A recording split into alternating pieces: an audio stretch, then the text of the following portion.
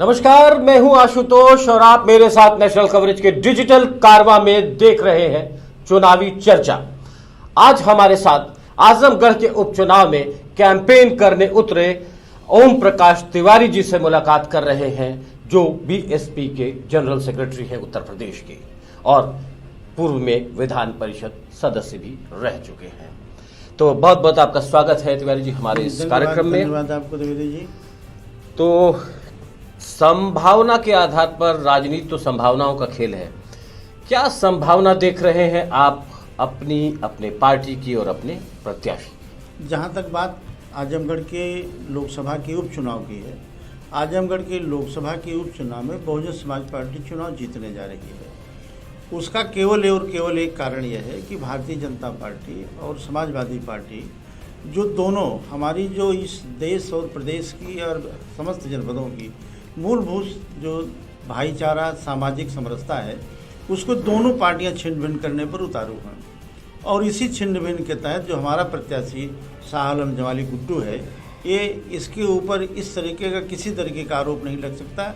और पूरा आजमगढ़ के मैं 4 दिन, आज 5वां दिन है मेरा, इन 5 दिनों में विभिन्न विधानसभाओं में जा कर के जिन जिन लोगों से संपर्क किया, जिन जिन गाँव में गया, शहरी क्षेत्रों में गया, टाउन एरियाज में गया, कस्बों में गया, वहाँ केवल एक स्वर से लोग ये कह रहे हैं कि जब प्रत्याशी की बात होगी तो शाह आलम जमाली गुड्डू जो है सबसे योग्य प्रत्याशी होंगे।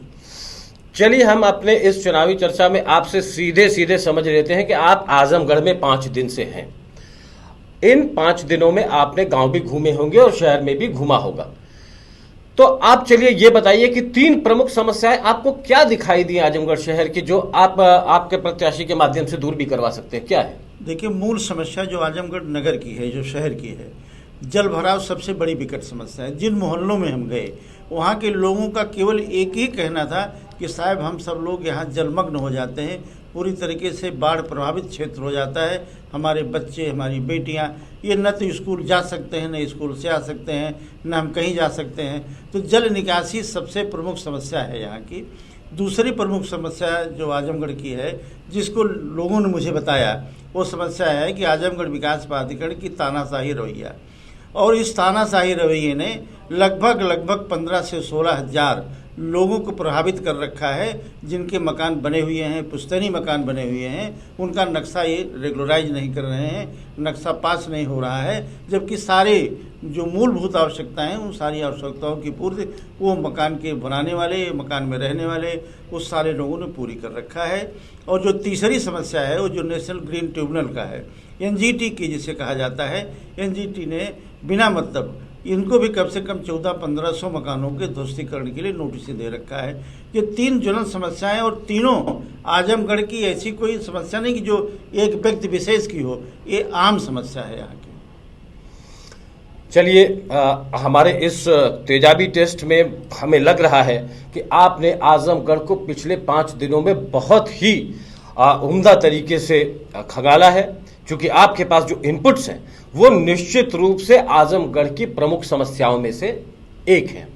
अब ये बताइए कि अगर आपके ये पार्लियामेंट जाते हैं, शाह आलम गुड्डू जमाली साहब, उन्होंने कोविड में भी बहुत काम किया था, तो इन मसलों पर क्या मतलब आगे वो कार्रवाई करेंगे या किस तरीके से लोगों की मदद करेंगे? देखिए, गुड्डू जमाली हमारी पार्टी से 2 बार विधायक रह चुके हैं। दोनों बार जो हम लोगों ने, हम पार्टी के पदाधिकारी होने के नाते से, और जो आजमगढ़ से फीडबैक मिलता था, मुबारकपुर विधानसभा से 2 बार वो जीते, और दोनों बार उन न केवल मुबारकपुर बल्कि आजमगढ़ पूरे जनपद का कोई भी व्यक्ति जो कहीं से भी पीड़ित था या उसको कोई आवश्यकता थी, जो गुड्डू जमाली के पास गया होगा, निश्चित रूप से गुड्डू जमाली ने अपनी पूरी ताकत से उसको उसी तरीके की मदद देने का काम किया है।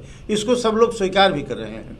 वो चाहे कोविड का रहा हो, चाहे किसी गरीब की कोई लड़ाई लड़नी रही हो, किसी की आर्थिक मदद देनी रही हो, सब में गुड्डू जमाली नंबर 1 पर हैं।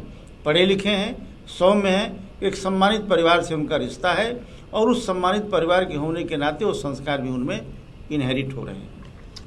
उपचुनाव में ढेर सारे नेता आजमगढ़ की सरजमीन पर अपने अपने प्रत्याशियों को जिताने के लिए आ चले हैं। उसी कड़ी में आज इस चुनावी चर्चा में हमारे साथ मौजूद थे बीएसपी के जनरल सेक्रेटरी ओम प्रकाश तिवारी जी, आगे आने वाले दिनों में हम आपको किसी न किसी व्यक्ति विशेष से बात कराते रहेंगे। तब तक देखते रहिए नेशनल कवरेज का ये डिजिटल कारवां। बहुत बहुत धन्यवाद।